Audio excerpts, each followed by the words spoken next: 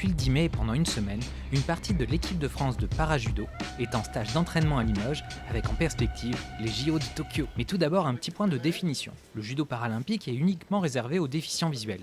Les règles ont légèrement été adaptées pour permettre la pratique en compétition aux judokas mâles et non-voyants. Ouais. On place tout de suite au sol. La principale différence concerne le début du combat. Celui-ci ne peut démarrer qu'une fois que chacun des combattants a pris sa garde sur son adversaire en tenant son kimono.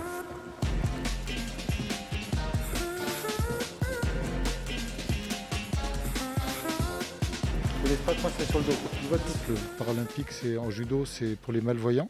Ce qui veut dire que les règles sont aménagées puisque les sportifs, contrairement à la pratique valide, ne démarrent pas à distance mais se tiennent au démarrage. Ensuite, il y a des particularités sur le fait qu'on ne peut pas rompre la garde et être à distance, puisque sans quoi celui qui est malvoyant ou non-voyant serait trop lésé. Et en dehors de ça, c'est la pratique du judo traditionnel. L'équipe de France de para-judo est composée de deux jeunes garçons à l'aube d'une carrière prometteuse, Nathan Petit et Helios Lachumanaya. Ils ont devant eux une semaine de stage à Limoges, à l'issue de laquelle ils partiront en Azerbaïdjan pour le Grand Prix de Bakou. Là ouais, en fait on est en stage, du coup pendant une semaine on s'entraîne ici à Limoges et après on partira à Bakou du coup le 19 mai. Alors en fait on a une compétition, un grand prix qui va compter pour la sélection des Jeux paralympiques à Bakou dans 10 jours et donc on vient ici faire une répétition générale de ce qui va se faire avant les Jeux. En fait on va rester une semaine ici confiné à Limoges avec nos partenaires d'entraînement qui sont derrière. Avant de partir en compétition, c'est pour s'entraîner parce qu'il va y avoir le même système avant les Jeux paralympiques. On va rester 2 semaines confinés à Limoges avant de partir à Tokyo. C'est la procédure qui est comme ça. Et puis c'est aussi pour assurer la classification visuelle qui va se faire à Bakou lors de la compétition. Donc cette classification, elle va servir à pouvoir participer aux Jeux.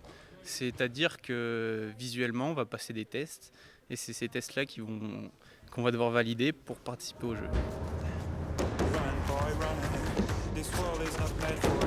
Les deux judokas sont entraînés par quelqu'un qui connaît bien Limoges, Patrick Lacombe, ancien conseiller technique régional en Limousin et entraîneur de Cyril Genard, multiple médaillé olympique et ancien champion du monde. Il les accompagne sur le chemin des Jeux. Les deux sportifs en question sont médaillables puisqu'ils sont actuellement premiers pour Nathan et troisième pour Helios de la liste de classement mondial.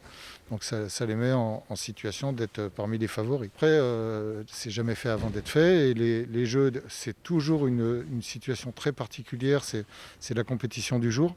Et comme vous l'avez dit, la situation particulière de la pandémie en rajoute, ça crée des conditions qui sont très stressantes pour les sportifs. Ils sont dans une situation, mais ça sera vrai pour tout le monde, une situation finalement inédite.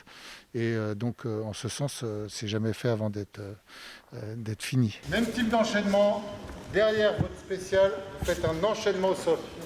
D'accord ? L'autre sait ce que vous faites. Là, je fais mon action. Même si je mets hippon, c'est pas grave. Je mets hippon ici s'il faut.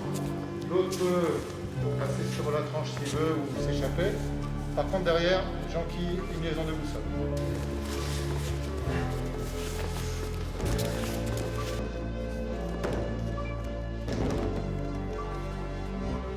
Le judo, il y a des techniques debout et il y a aussi des techniques au sol.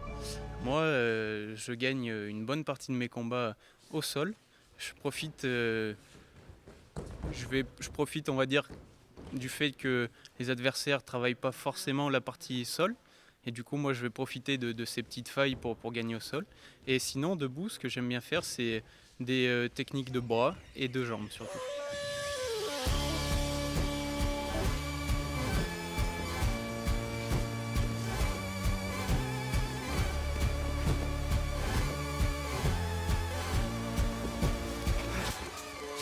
J'aime bien faire des combats longs parce que je sais que physiquement ils vont avoir un peu du mal à suivre, beaucoup dans ma KT.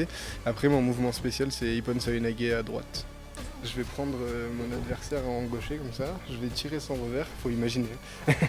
Je vais tirer son revers, je vais venir me placer en dessous de lui et je vais le jeter au sol pour qu'il tombe sur le dos et que ça marque Ippon.